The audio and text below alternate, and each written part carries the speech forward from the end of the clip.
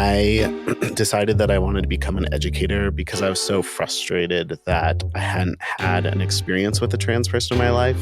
So I didn't know that that option could have existed for me until I was 22. So I feel like the first 22 of my years of my life were sort of a shadow of what I could have been. So I resolved to be a teacher and to always be an out teacher.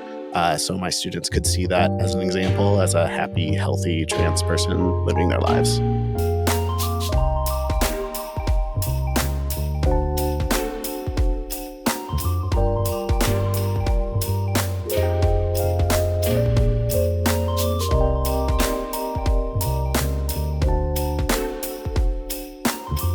Welcome to the Power of Community on Voice of Montbello Podcast. I'm your host, Estrella, and today I'm here with Miles.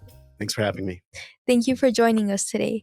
In this special podcast series, we speak about powerful educators and entrepreneurs who have participated in the Moonshot Fellowship here in Denver, Colorado. Moonshot is an amazing fellowship that empowers educators to reimagine education and embrace their creativity, develop innovative, transformative experience with youth. Tell me about yourself. What's your background like? Where did you come from? So I grew up outside of St. Louis, Missouri. I'm white. I grew up Jewish. And I also grew up being told that I was a girl or female, which was incorrect. And what was your experience in Missouri like? So St. Louis itself is a really underrated city. It's really cool, great food. Missouri itself, I don't think I'd like to go back to other than St. Louis. It's really hot and leans anti-trans. Miles, what was your transition like and how did it affect you as an educator?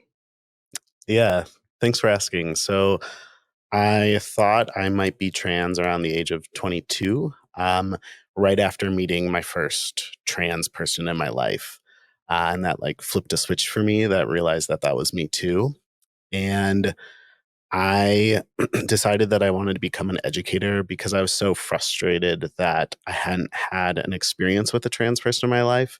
So I didn't know that that option could have existed for me until I was 22. So I feel like the first 22 of my years of my life were sort of a shadow of what I could have been. So I resolved to be a teacher and to always be an out teacher. So my students could see that as an example, as a happy, healthy trans person living their lives. That's really cool. I really admire that and I really like that. I do as well wish that there was more of trans educators because I feel like there's not many here in like the city and like mainly overall. And I feel like we need more because more people need to like you said, like you feel like the last 22 years of your life that you feel like it was a shadow and maybe it could be a opening for someone, you know? Mm-hmm. So I really do like that. Why is transgender equality important to you? Well, when I first became a teacher and I had resolved to be an example, that was because there just weren't that many examples. However, now I think there are a lot more examples of being trans on social media. There's celebrities who have come out as trans. And I assumed when that happened that life would get better for all gender expansive folks. But the opposite seems to have happened. There's so much anti-trans legislation now. And due to that, plus bullying in schools, I think trans young adults and young people are really suffering. And I don't want that for them. I think gender expansive folks are wonderful and beautiful and can offer so much to this world. And I want to make sure that all of them are okay. That sounds really good, Miles. I really like that. And I agree with you on that. I feel like they get like so much like slander on like social medias and stuff like that. And I feel like, yeah, equality is really important. So that leads me to my next question. Were you treated differently than others throughout your transition? If so, how did it affect you? So I think my transition because it happened over 10 years ago, looks a lot different for folks now. I first came out as a lesbian, and then I looked more and more like a butch lesbian, and then realized that wasn't quite right. However, when I was living as sort of that butch lesbian, which means I was dressing super mask, I had really a lot of trouble finding bathrooms that were safe for me, because I would enter women's bathrooms because at the time I identified as a woman, and that was the most unsafe place for me. Um, one time resulting in like physical violence, but but usually it was just saying like, "Hey, you don't belong here," and I was just really struggled to find a place to use the restroom safely, and I felt unsafe at the time going into men's restrooms because I didn't identify as that. So I think that was really stressful. And then when I decided to transition, because I figured out what that trans men exist, I purposely had moved away from Missouri at that point, because I think I was too stressed out to talk to my previous friends about my transition. So instead of doing that, I just decided to create all new friends, which I have mixed feelings about now. I don't know if that was the best way to do it. Maybe they could have been supportive and I just didn't give them the chance. I don't know.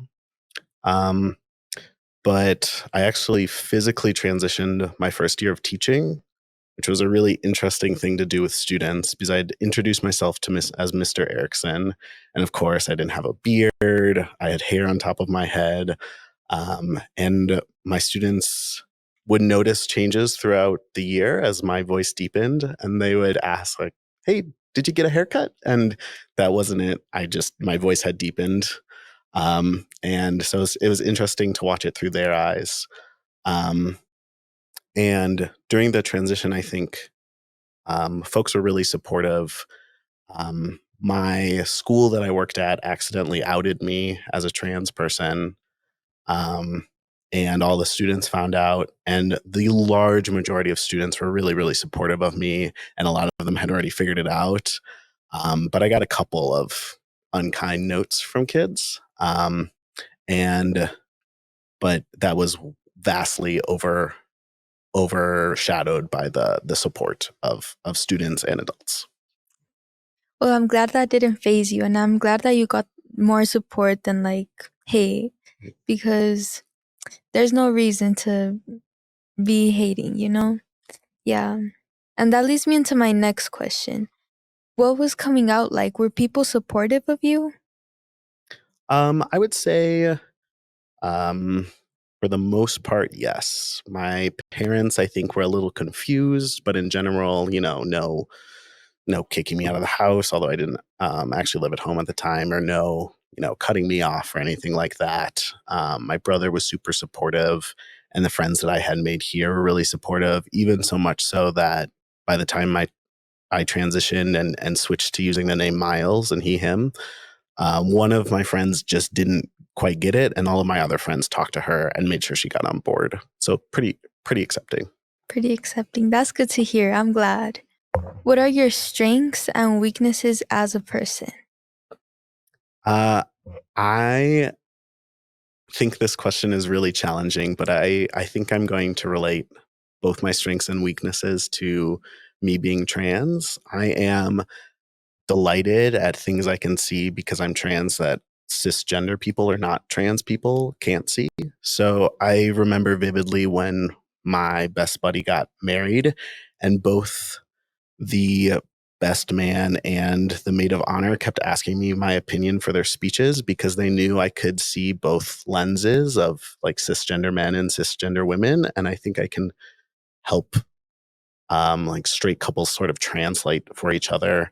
And in my own relationship, I think it has made me a much stronger partner, understanding gender dynamics more so than other folks.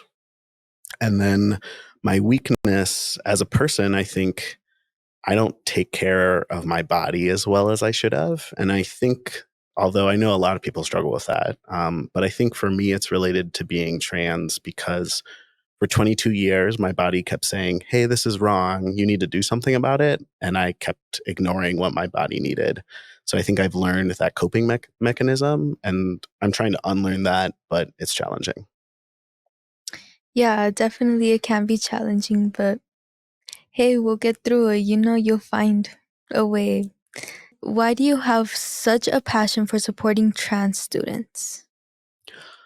I have really wanted to support trans students since I became an educator. Of course, I care about all of my students very much and develop strong relationships to cisgender individuals. But I have a soft spot for the gender expansive students. I think a lot of students really struggle, and my gender expansive students I've seen struggle in very particular ways. I think if they struggle with their parents not accepting them, that has a huge impact on their ability to thrive and concentrate on anything other than working on their relationship with their parents. If their parents are accepting, I think they still need support in figuring out who they want to be. Gender expansive is called expansive because there are so many options. And although the amount of options that are available now is great and how it should be, I think it's also really overwhelming about what you want your gender expression to be, what you want to identify as. And I think they just need some time to figure that out. And our school system just doesn't allow for that. Right. Well, I'm glad that you're doing that so you could help other students that were like you at one point, you know? So, yeah, I'm glad. How do you think youth can help support the trans community or just the LGBTQ community in general? I think the best thing to do in school is to stand up to bullies. Unfortunately, we've seen an increase in bullying of the LGBTQ community in general over the past couple of years. And if a student asks to use certain pronouns, honor those pronouns. And sometimes we forget, and that's okay. And we just say, you should just say, oh, I'm sorry, and then correct yourself and move on. Um, and if someone doesn't do that, I think youth can be hugely impactful by jumping in and say, "Hey, this person uses he/they pronouns, not she/her pronouns, or something of the like." I think that would be wonderfully supportive to know that that gender expansive or LGBTQ kid isn't alone in the world. Yeah, I really like that, especially since me as like a young person, I see that happen like far too many times, more Mm, than it should. And well, yeah, I feel like just standing up is a good way. I agree with you. mm. So, my next question to you is think about your Moonshot fellowship experience.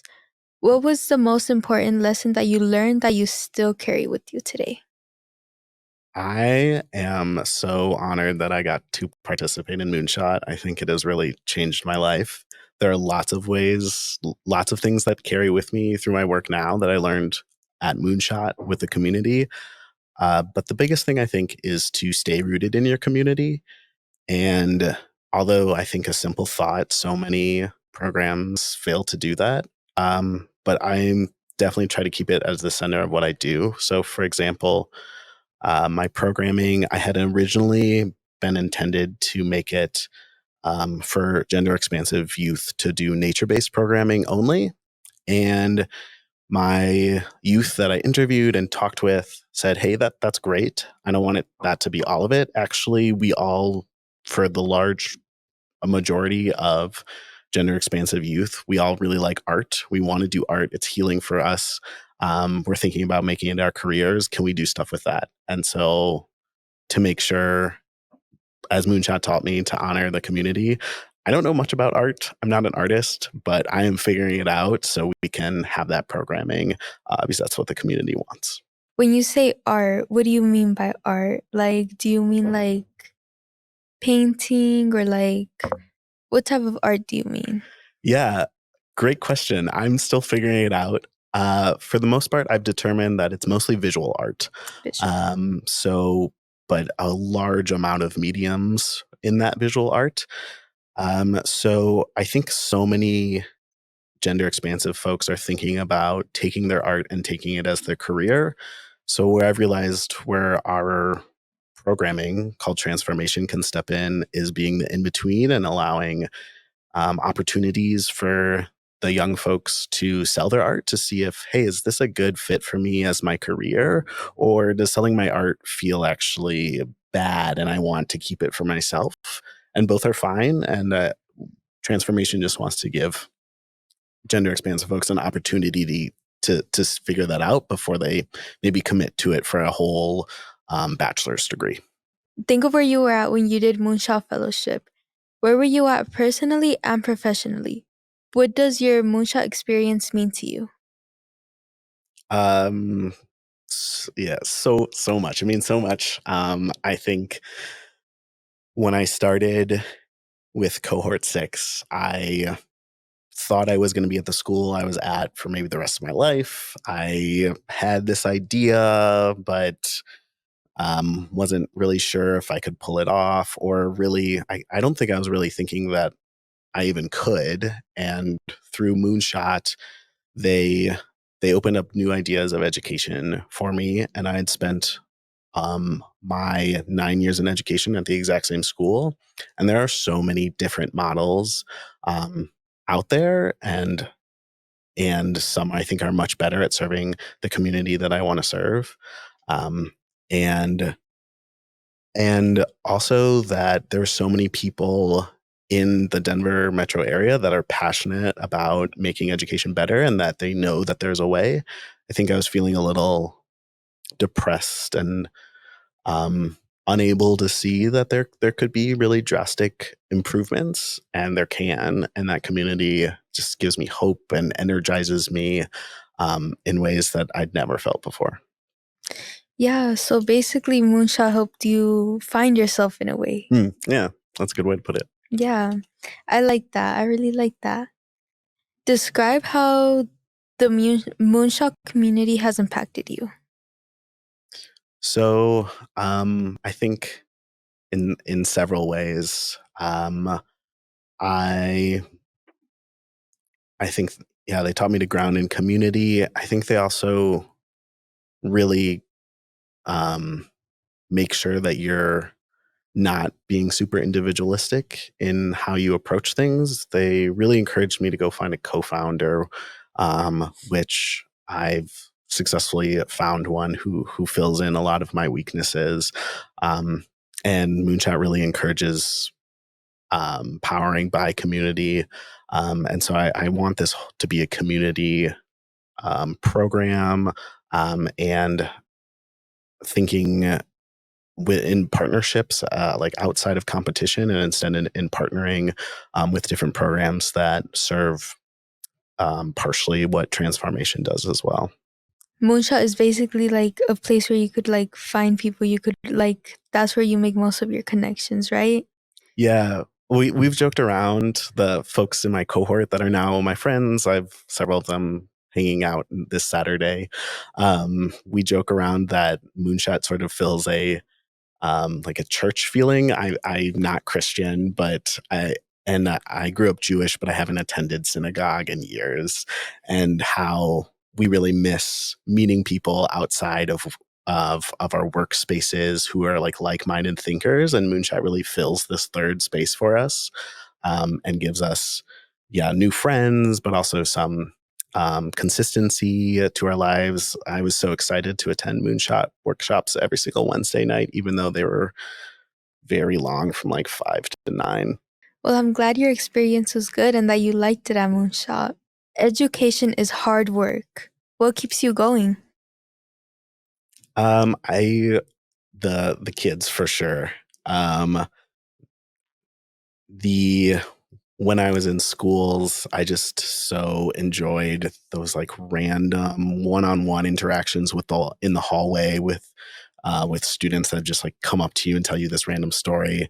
That's so fun. And also seeing the growth of students, and youth in general.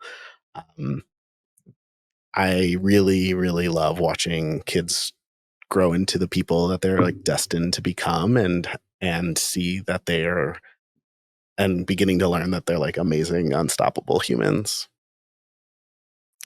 Yeah, that's beautiful. Describe your work venture in a few sentences. Sure. So our venture is Transfarmation Colorado. Eventually, it'll be a residential gap year program for gender-expansive young adults on a sustainable farm.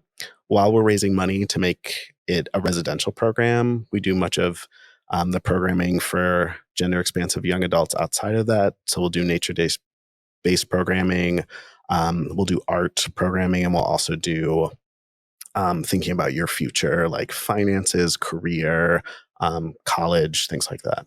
What is the best part of your day in your job or your venture? So I'm going full time with my venture right now, and the workshops that we do, my co-founder, Ruby Lopez, our workshop right now is we go into the mountains. She does this wonderful hike with plant identification things, and I learn a ton there.